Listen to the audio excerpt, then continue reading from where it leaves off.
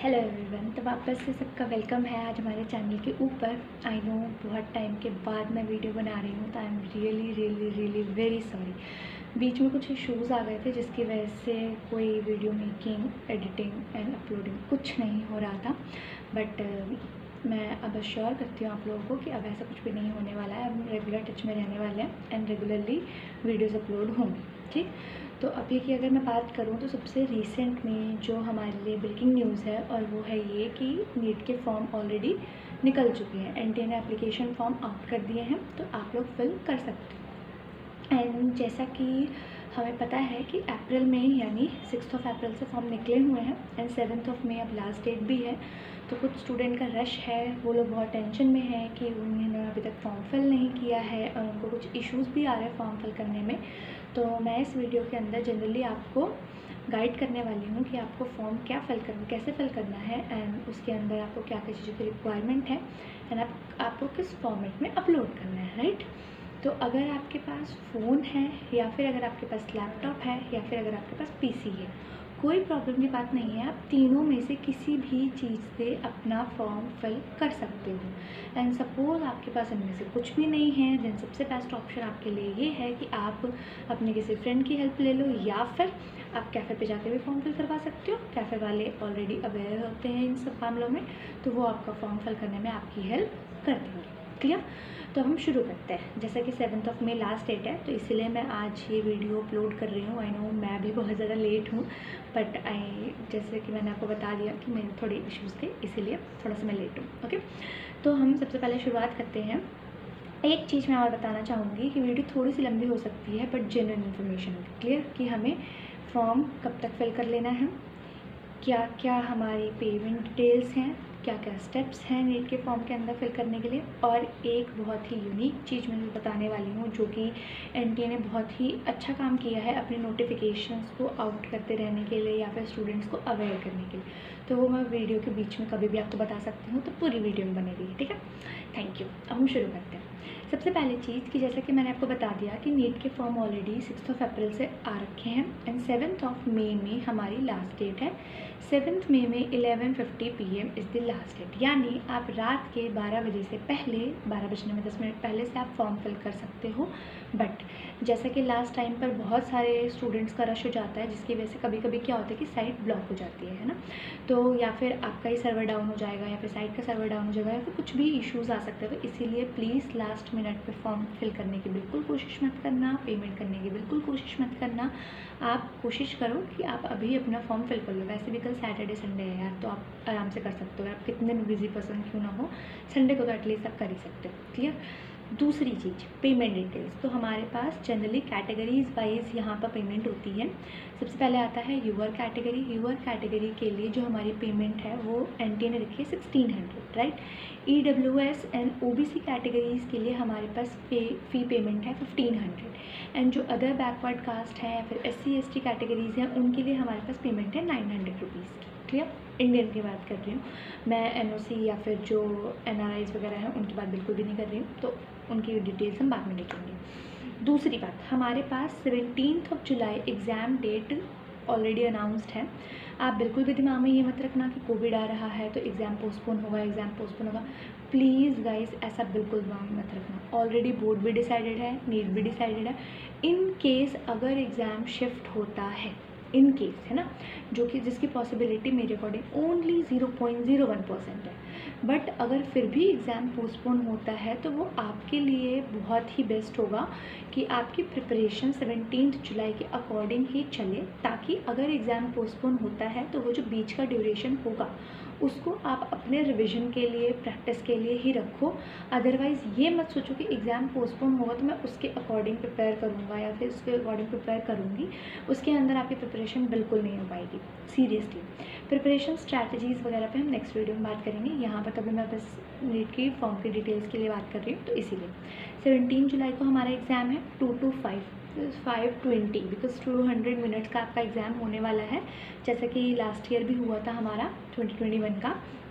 तो इसीलिए 200 मिनट्स यानी 2 to 5:20 PM तक का आपका एग्ज़ाम है, जिसके अंदर जो आपको क्वेश्चंस अटेम्प्ट करने हैं, सेक्शंस क्या क्या हैं, वो हम नेक्स्ट वीडियो में बात करेंगे, इसमें हम अभी बात नहीं करने वाले। दूसरी चीज़, एडमिट कार्ड वगैरह बाद में ही आउट होंगे। करेक्शन विंडो बहुत इंपॉर्टेंट होती है हमारे पास। जनरली क्या होता है कि नीट के फॉर्म फिल करते टाइम कुछ स्टूडेंट से बाय मिस्टेक कुछ ना कुछ गलती हो जाती है, जिसके बेसिस पर बीच में करेक्शन विंडो डाला जाता है ताकि स्टूडेंट्स अपने मिस्टेक्स को करेक्ट कर सकें। तो यार आप लोगों को ये भी आइडिया लग चुका होगा कि ऑलरेडी इस बार नीट के फॉर्म बहुत लेट आए है, राइट। एंड अगर जुलाई में एग्ज़ाम है, मई में हमारा फॉर्म ही का डेट एंड हो रहा है, तो बीच में हमारे पास बेसिकली मई टू जून का गैप बचता है। अब मई टू जून के गैप के बीच में करेक्शन विंडो भी आ जाए, एडमिट कार्ड की डिटेल्स भी आ जाए, थोड़ा सा मुश्किल है। बट अगर मोस्ट ऑफ द स्टूडेंट्स का कुछ ना कुछ प्रॉब्लम हुआ तो एनटीए ज़रूर बीच में करेक्शन विंडो लेकर आएगी, बट फिर भी करेक्शन विंडो के भरोसे मत रहना। तो आपके लिए अच्छा यही होगा कि आप थोड़ा सतर्क रहें, सावधान रहें और अपना फॉर्म अच्छे से फिल करें। ठीक है। अब नीट के फॉर्म पे आते हैं, जिसके हमारा मेन मोटो था। नीट के फॉर्म के अंदर आपके पास 3 बेसिक्स हैं, यानी स्टेप 1, स्टेप 2, स्टेप 3, एंड तीनों ही हमारे पास ऑनलाइन मोड के थ्रू है, कुछ भी ऑफलाइन नहीं है, इवन फ़ी पेमेंट भी ऑफलाइन नहीं है। तो इसीलिए आपको कोई ऑफलाइन झंझट करने की ज़रूरत है नहीं। सबसे पहला है हमारे पास स्टेप 1। स्टेप 1 आपका इनिशियल एप्लीकेशन प्रोसेस शुरू होगा, जिसके अंदर आपको कुछ पर्सनल डिटेल्स डालनी है एंड एक सिक्योरिटी क्वेश्चन भी होगा एंड अपना पासवर्ड जनरेट करना पड़ेगा। पासवर्ड ऐसा रखना जो कि आपको थोड़ा याद हो, रिलेटेड हो, या फिर कहीं पर लिख के रख लेना है, क्योंकि most of the student class में फिर फॉरगॉट पासवर्ड करते रहते, तो उसकी झंझट ना हो। इससे अच्छा है कि आप कुछ ऐसा पासवर्ड रखें, भाई इतना भी वीक मत रख लेना कि वो आपका हैक हो जाए, बट इतना स्ट्रॉन्ग भी मत रख लेना कुछ भी कि आप भूल जाओ, है ना। तो थोड़ा सा मॉडरेट रखना ताकि आपको याद रहे, या फिर कहीं लिख लेना, ज़्यादा बेस्ट रहेगा वो। तो जैसे ही आप स्टेप 1 के अंदर अपनी डिटेल्स डालोगे, सिक्योरिटी क्वेश्चन चूज़ करके उसका आंसर फिल करोगे, अपना पासवर्ड जनरेट करोगे, उसके बाद आपने जो email ID and phone number उसमें दिया है रजिस्टर करते टाइम, कोशिश करना कि वो ईमेल आईडी आपकी अपनी ऑथेंटिक हो एंड फ़ोन नंबर भी आपका अपना हो। ऐसा नहीं कि कोई फ़ोन नंबर आपने किसी गाँव के चाचा मामा ताया का दे दिया, तो ऐसा मत रखना है, क्योंकि जितनी भी डिटेल्स होंगी आपके फॉर्म की, आपके एप्लीकेशन प्रोसेस की, सब कुछ उन फ़ोन नंबर और उस ईमेल आईडी से ही रिलेटेड होगा। एंड इवन अब क्या होने वाला है कि जो आपका एग्ज़ाम है उसकी जो स्कैन्ड OMR कॉपी है अलॉन्ग विद एप्लीकेशन प्रोसेस, जो कंफर्मेशन पेज होगा आपका एप्लीकेशन का, वो एंड लास्ट में जो आपका स्कोर कार्ड आएगा वो, ये सब कुछ आपके ईमेल पर भेजा जाएगा। तो ईमेल आईडी आपकी अपनी अच्छी होनी ज़्यादा ज़रूरी है। ऐसा नहीं कि आप अपने किसी फ्रेंड का यूज़ कर रहे हो, ऐसा बिल्कुल मत करना। तो जब आप ये चीज़ें कर लोगे तो आपकी एप्लीकेशन फॉर्म का जो एप्लीकेशन आईडी होगा, यानी रजिस्टर्ड आईडी, वो एंड पासवर्ड दोनों ही आपके ईमेल पर एंड फ़ोन नंबर पर आ जाएगा। क्लियर। उसके बाद आपका पेज लॉग आउट हो जाता है। देन आता है स्टेप 2। स्टेप 1, स्टेप 2, स्टेप 3, ये जो तीनों स्टेप्स हैं आप ये सेम डे भी कर सकते हो, या फिर अगर आपको कोई इशू है तो आप ऐसा भी कर सकते हो कि आपने स्टेप 1 कंप्लीट कर लिया, देन नेक्स्ट डे या फिर कुछ टाइम बाद आपने स्टेप 2 कर लिया, फिर उससे कुछ टाइम बाद आपने स्टेप 3 भी कर लिया, ऐसे भी कर सकते हो। बट एक स्टेप बीच में नहीं छोड़ सकते। अगर आपने एक स्टेप बीच में ही छोड़ दिया तो वो स्टेप आपका पूरा ही कैंसिल हो जाएगा, तो नेक्स्ट टाइम आपको दोबारा से फिल करना पड़ेगा। क्लियर। ओके, अब हम आते हैं स्टेप 2 पर। तो जब आप वापस से लॉगिन करोगे तो स्टेप 2 आएगा। स्टेप 2 में भी आपको कुछ पर्सनल डिटेल्स फिल करनी होंगी, एजुकेशनल क्वालिफिकेशन फिल करनी होगी, देन जो हमारे पास अपलोड है डॉक्यूमेंट्स अपलोड, वो भी अपलोड करने पड़ेंगे। डॉक्यूमेंट्स अपलोड के अंदर एक न्यू चीज़ क्या है हमारे पास कि भाई पहले आपको जो फ़ोटोज़ अपलोड करनी होती थी एंड इमेज अपलोड करनी होती थी, उसके अंदर आपको right and left thumb impression upload करने होते हैं। इस बार क्या है कि हमें right fingers and left fingers, सारी ही फिंगर्स का इम्प्रेशन अपलोड करना है इन द JPG फॉर्मेट। जो इमेज है हमारे पास वो जैसे पहले होता था कि भाई हमारे पास 2 टाइप की इमेज होती है, एक है passport size passport size photo and एक है पोस्ट कार्ड साइज़ फ़ोटो। तो आपको passport size and post card size दोनों ही अपलोड करनी है। मैं आपको बता देती हूँ डिटेल्स कि passport size and post card size दोनों की ही जो हमारे पास साइज़ है वो बिटवीन 10 to 200 KB होना चाहिए एंड JPG फॉर्मेट। तो अगर आपने नहीं खिंचवाई है एंड आपको कोई भी कन्फ्यूजन है कि भाई पोस्ट कार्ड साइज़ कैसा होता है है या फिर पासपोर्ट साइज़ कैसा है, तो आप जब फ़ोटो स्टूडियो जाओगे और उनको आप बोलोगे कि आपको passport size and post card size बनवानी है, तो वो आराम से आपको उसी फॉर्मेट में बना के दे देंगे। आपको मेजरमेंट करने की भी ज़रूरत नहीं पड़ेगी, मतलब वो बिल्कुल एक्यूरेट डिटेल से ही आपको फ़ोटो बन के मिल जाएंगी। क्लियर। दूसरी चीज़, passport size and post card size photo जब आप बना रहे होगे तो एक चीज़ ध्यान में रखना कि जो पासपोर्ट साइज़ फ़ोटोग्राफ्स हैं वो मिनिमम 8 to 10 फ़ोटोज़ बनवाना। क्लियर। क्योंकि जब आप का एडमिशन होगा काउंसलिंग के बाद, तो उस टाइम पर आपको सेम फ़ोटोज़ ही देनी होती हैं। क्लियर। तो इसलिए पोस्ट कार्ड साइज़ 4 to 6 रखना अपने पास and passport size 8 to 10 photographs बनवा के रख लेना आप। क्लियर। ओके। देन इमेज कोशिश करना कि ब्लू या ब्लैक पेन से हो सिग्नेचर वाइट बैकग्राउंड पर, एंड फोटो जो है उसका भी बैकग्राउंड वाइट ही होना चाहिए, coloured photo but white background के साथ। क्लियर। एंड आपके ईयर एंड आईज पूरे क्लियर दिखने चाहिए, ऐसा नहीं कि आपने थोड़ा स्टाइल मार के एकदम कानों को ढक रखे हैं, यहाँ तक बाल आ रखे, आपकी आंखें भी क्लियर नहीं हो रही, तो ऐसा मत करना। पूरा क्लियर पिक्चर होना चाहिए आपका। क्लियर। ताकि सामने वाले को आप देख सको, ताकि कोई भी जो मिस हैपनिंग हो वो अवॉइड की जा सके। ओके। देन है हमारे पास जो फिंगर्स का मैंने बता दिया कि राइट एंड लेफ्ट सारे फिंगर्स प्लस थंब, सब कुछ आपको इस पूरे इंप्रेशन डालने हैं। एंड जो फिंगर्स का इंप्रेशन है वो भी हमें 10 to 200 kbs के बीच में ही डालना है। दूसरा हमारे पास इंपॉर्टेंट क्या है, 10th का सर्टिफिकेट आपको अपलोड करना है। 12th का अभी बहुत सारे बच्चों का अपीयरिंग होता है, कुछ पास्ट होते हैं ड्रॉपर्स में, तो इसीलिए 12th वाला तो नहीं है, 10th का आपको अपलोड करना है। मे बी जो 12th पास्ट हैं उनको 12th का भी अपलोड करना पड़े, बट अपीयरिंग वालों को तो बिल्कुल नहीं करना। तो 10th का सर्टिफिकेट जो आपको अपलोड करना है उसका साइज़ बिटवीन 50 to 300 kb होना चाहिए, बट ये हमारे पास PDF फॉर्मेट में होना चाहिए, जो हमारे पास JPG है उसमें नहीं होगा। देन हमारे पास है कास्ट सर्टिफिकेट। अगर आपने जो भी कास्ट फिल की है, फॉर्म फिल करते टाइम जब आप पर्सनल डिटेल डालते हो, तो उसमें अगर आपने OBC फिल किया है, EWS फिल किया है, SC ST या फिर कोई भी बैकवर्ड कास्ट फिल किया है, तो आपको उस पर्टिकुलर कास्ट का कास्ट सर्टिफिकेट भी अपलोड करना पड़ेगा in the PDF format between 50 to 300 kb। Clear. जो हमारे पास अगर सपोज़ आपने अपनी कास्ट फिल कर दी EWS या फिर OBC वगैरह, एंड अगर आपके पास कास्ट सर्टिफिकेट नहीं है तो फिर वो कंसिडर नहीं किया जाएगा, फिर आप जनरल कैटेगरीज में आ जाओगे। क्लियर। तो यानी जनरल कैटेगरी वाले को तो कोई कास्ट सर्टिफिकेट होता नहीं है ना, तो इसलिए जनरल कैटेगरी वाला तो एज इट इज़ रहेगा। बट अगर आपने कोई भी कास्ट फिल की है तो आपको उसका रेलिवेंट डॉक्यूमेंट यानी कास्ट सर्टिफिकेट अपलोड करना पड़ेगा PDF फॉर्म। तो यहाँ पर हमारे पास कंप्लीट होता है हमारा फॉर्म का स्टेप 2। देन हम आते हैं final step, that is step 3।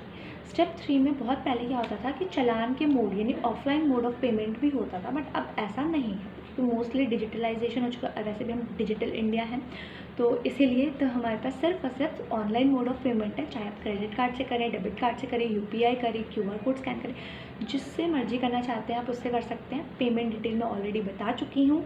जो जनरल कैटेगरी है हमारे पास यानी unreserved, that is 1600 rupees, EWS OBC 1500 rupees and SC ST 900 rupees. Clear.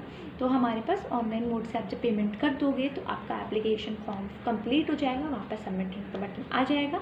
उसके बाद आपने जो फॉर्म फिल किया है उसका कंफर्मेशन पेज का प्रिंट आउट ज़रूर रख लें। अगर आपको कोई प्रिंट नहीं निकालना है, वैसे तो प्रिंट निकालने में कुछ ज़्यादा नहीं है यार, 1-2 पेज का, बट अगर आपको फिर भी प्रिंट नहीं निकालना है तो आप उस कॉपी को सेव करके रख लें, क्योंकि एडमिशन के टाइम पर आपको कंफर्मेशन पेज भी देना पड़ेगा, राइट। तो इसीलिए आपके पास कंफर्मेशन पेज होना चाहिए। अब यहाँ पर हमारे पास पूरा का पूरा फॉर्म कंप्लीट हो जाता है। अगर आपको फिर भी कोई भी दिक्कत है किसी भी स्टेप के अंदर, तो आप मुझसे कमेंट करके पूछ सकते हैं या फिर टेलीग्राम चैनल पे दे सकते हैं, आपको जो भी प्रॉब्लम होगी, एंड मैं कोशिश करूँगी उसको रिजॉल्व करने की। एंड जो एग्जामिनेशन प्रोसेस है, स्ट्रैटेजी होनी चाहिए। कुछ 12th के जो स्टूडेंट हैं उनका एग्ज़ाम भी आ रहा है, नीट भी है, तो कैसे प्रिपेयर करें, तो उसके बारे में हम बात करेंगे, क्योंकि I am back now. Okay. तो मैं जो इम्पॉर्टेंट देने वाली थी, जो कि एंटी ने बहुत ही अच्छा किया है, वो है हमारे पास उमंग ऐप। आप कंफ्यूज होंगे या फिर बहुत सारे मोस्टली स्टूडेंट्स बहुत ज़्यादा वरी होते हैं, तो ये यूट्यूब वीडियो देखिए, वो यूट्यूब वीडियो देखिए कि भाई कब फॉर्म आएगा, कब बंद हो जाएंगे, कब क्या हो जाएगा, एग्जामिनेशन डेट चाहिए। तो अब इतना सब टाइम वेस्ट करने की बिल्कुल ज़रूरत नहीं है। मैं खुद भी नहीं कहती यार कि अब 50 वीडियोस देखो और 50 वीडियोस देखने में, सर्च करने में, उनको खोलने में अब टाइम वेस्ट करो, है ना, क्योंकि ये टाइम बहुत क्रूशियल है आपके पढ़ने के लिए।